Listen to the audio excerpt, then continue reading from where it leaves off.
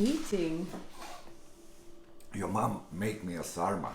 Do you help her?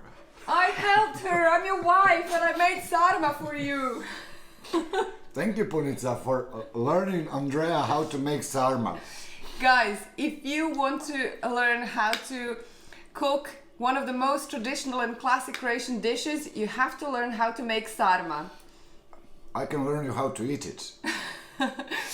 We have the special edition, the special masterclass for you ready, where you're going to learn how to make 2 types of sarma.